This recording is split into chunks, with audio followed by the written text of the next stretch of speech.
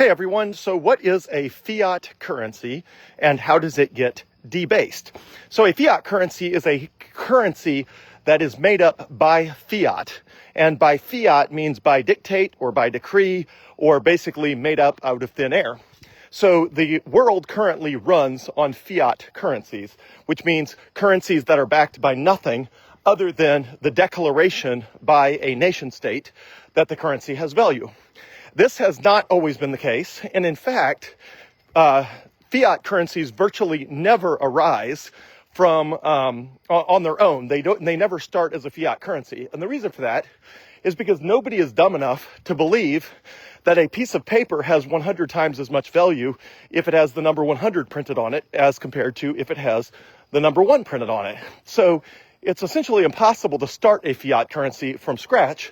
And because nobody's dumb enough to fall for that.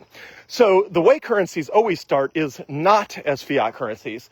They always start as currencies that are pegged to something, either to a commodity that is scarce, like gold or silver, or to another currency that is pegged to a scarce commodity, or at least a major currency that has value based on the size of the economy that it is used in. So if you go back prior to World War II, the currencies of the world were built on gold or silver almost entirely. So again, you can't really have a fiat currency that comes out of nowhere because nobody would trust it. So they would say, okay, this dollar represents 1/20th of an ounce of gold in the case of the United States. So a gold was valued at $20 per ounce, which means each dollar was worth 1/20th of an ounce of gold. So that was not a fiat currency. That was a gold-backed currency. And so that is the way it always starts. Now, because gold is very slow to move around and it's not very divisible and it has poor monetary properties in a lot of cases. It is relatively scarce, not as scarce as Bitcoin, but relatively scarce. But its other monetary properties are deficient, and so people use paper instead of gold. And so a dollar was supposed to represent 1/20th of an ounce of gold. And actually, if you look on, for example, a $10 bill, it would say one redeemable for $10 of gold. And then later they changed the words on it to redeemable for $10, and then they ultimately changed it to just $10 because you couldn't actually redeem that paper for anything. It was just a piece of paper that you could use to pay your taxes or whatever. So anyway, to recap here, fiat currencies are made-up currencies that have value entirely by fiat, which is by decree or by dictate or by declaration of an entity, typically a central government of some sort. And they don't start that way. They start by being anchored to gold or silver or some other currency that is perceived to be stable or valuable, like the US dollar. And then 100% of the time, whoever controls that currency prints too much of it, and then ultimately it is debased. So what does debased mean? Well, every currency had a base metal. The reason it's called debased was because it had a base metal of gold or silver. So when you debase a currency, you are saying, okay, this 1 ounce gold coin is made of 1 ounce of silver. Well, if that gold coin ends up being only having 0.9 ounces of silver in it, and then 0.1 ounce of some junk metal that's cheap, that is debasing the currency because the base of gold has started to be replaced and diluted with some other junk metal.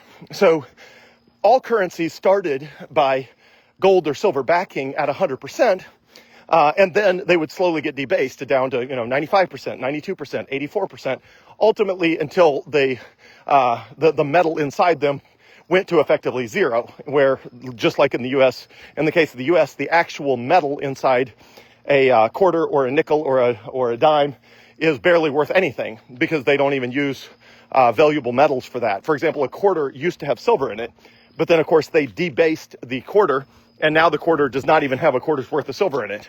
And if you get a really old quarter that is still made of silver, it's worth way more than 25 cents because it has not been debased if you find one that comes from far enough in the past.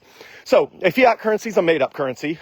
Made-up currencies never start that way because nobody would believe in them.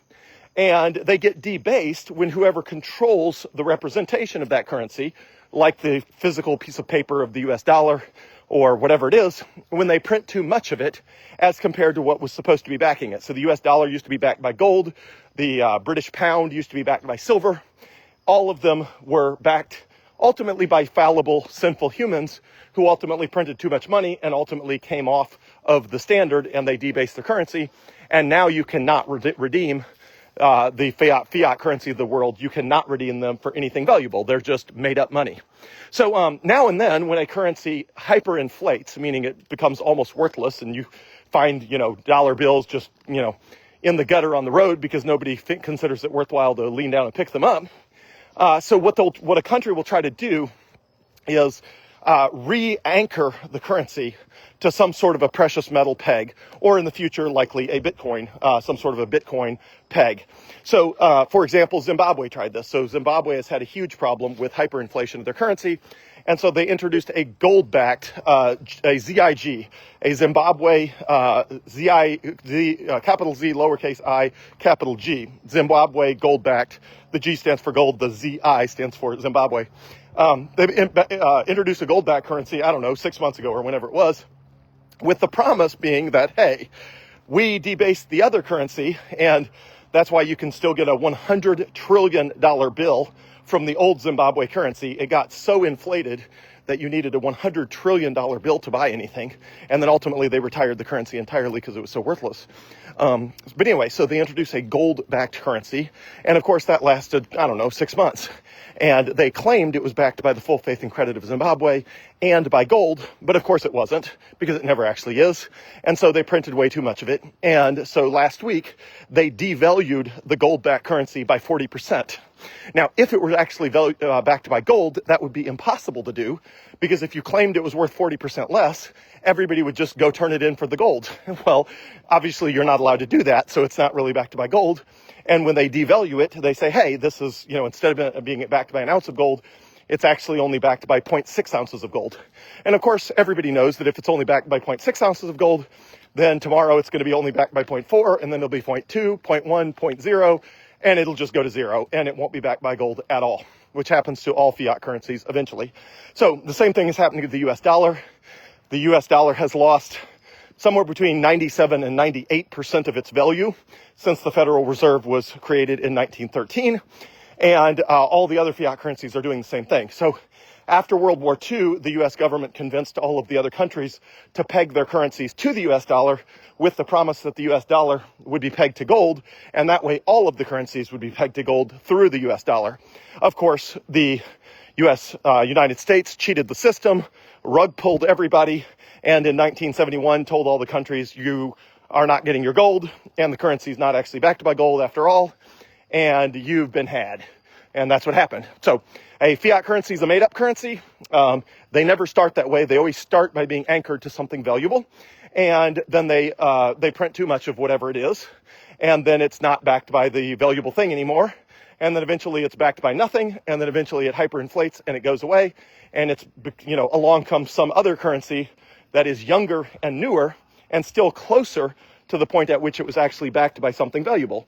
And then the same thing happens over and over and over. So the good news is that cannot happen to Bitcoin. There is no way to print more than 21 million Bitcoin. There will only ever be 21 million Bitcoin. There's no way to make more of them. And and I'll cover in the next video on why that doesn't matter and why 21 million is plenty, why you don't ever need more than 21 million. I'll cover on the next video. But the short take is, Bitcoin settles instantly and is an electronic, infinitely divisible currency. So there's no reason to ever have something other than Bitcoin represent itself. There's no reason to put a paper currency on top of Bitcoin, for example, the way fiat currencies work. There's just no reason to ever do that. And because of that, there will never need to be a reason to have something other than Bitcoin represent Bitcoin. And therefore, there will not be something you can inflate and hyperinflate away and debase, because you can't do that to Bitcoin, and there's no reason to put a layer on top of Bitcoin other than Bitcoin itself, like the Lightning Network, which is the real Bitcoin. So anyway, Bitcoin is the real innovation that stops the insanity. It enables us to use a provably scarce asset that's even more scarce than gold, and it can't be debased, and there's no reason to build a paper system on top of it that supposedly represents it that then can be debased and inflated away, because Bitcoin does not have the issues related to gold, and therefore there's no reason to build a paper system on top of it like there was with gold. So that is where we are in the world, and I believe all fiat currencies will eventually go to zero, and the only thing left standing will be Bitcoin and a few people standing around holding gold, really wishing it had gone the route of gold instead of Bitcoin. But I am just certain it will go the route of Bitcoin rather than gold, for all the reasons I've covered in other videos for why gold is deficient and is not a suitable, scarce media for a digital age. It worked fine in a physical age, an analog age, an age before digital communication, but gold just does not work in a digital age. Bitcoin does. So that's fiat currency. That's debasement. Last thing I'll say is sound money. Sound money means money that is solid. It is backed by something. And the word sound comes from the fact that a gold coin makes a specific sound. So if you have a coin that is made out of fool's gold, it sounds different when you drop it than a coin made out of gold. So sound money was money that sounded like something scarce, like gold, because it was hard to make that noise with any other metal. And that's one of the way people determined if a coin was actually gold. Now, the challenge is sound money does not tell you it's 100% gold. It just tells you that the whole thing is not faked. But the problem, of course, is how do you tell the difference between a coin that is 99% gold and 100% gold when the sound is, 99% versus 100? That becomes almost impossible for humans to ascertain. It may be easy to tell if a gold coin is 100% gold or no gold at all by the sound of it when you drop it on a table, but that is not true for small variations, which matter a lot.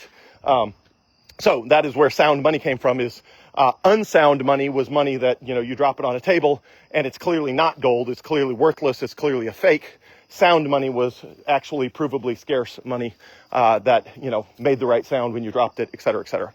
So those are the highlights for what is fiat currency, what is debasing the currency, and what is sound money. Have a great evening.